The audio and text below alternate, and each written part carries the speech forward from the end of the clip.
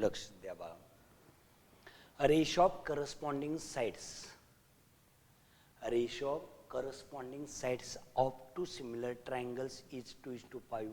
If the area of the smaller triangle is 64 square centimeter, then what is the area of the bigger triangle? दोन triangle दिलेले आहेत आपल्याला.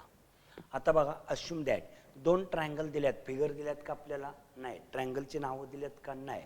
Assume that triangle ABC similar triangle PQR, हे दोन आपण triangle गृहीत धरलं. Okay. Triangle ABC is smaller and triangle PQR is a bigger triangle. आता स्मॉलर कोणता आणि बिगर कोणता? पहिला आहे तो स्मॉलर आहे, दुसरा आहे तो बिगर ट्रायंगल दिलेला आहे. नाव area of triangle ABC upon area of triangle PQR is equal to AB square upon PQ square theorem. Theorem of areas of similar triangles किंवा theorem फक्त म्हणा बस. आणि इथं किंमत भरायची ABC.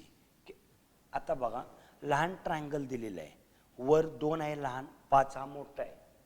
मग 2 लहान आहे तर लहान ट्रायंगल दिलाय 64, मोठा काढायचा आहे. बरोबर AB square upon PQ square म्हणजे करस्पॉन्डिंग साईडचा वर्ग.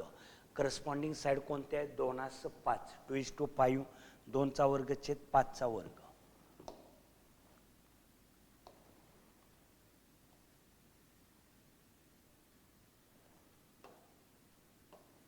काळजीपूर्वक लक्ष ठेवायचं.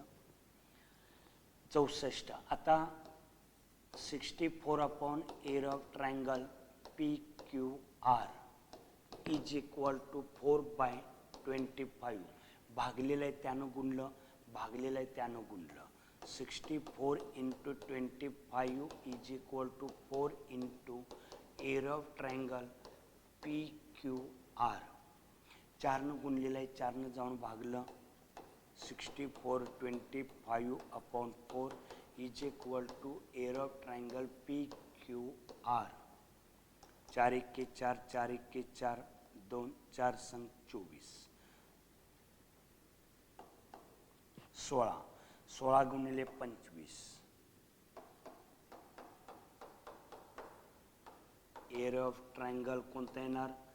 PQR.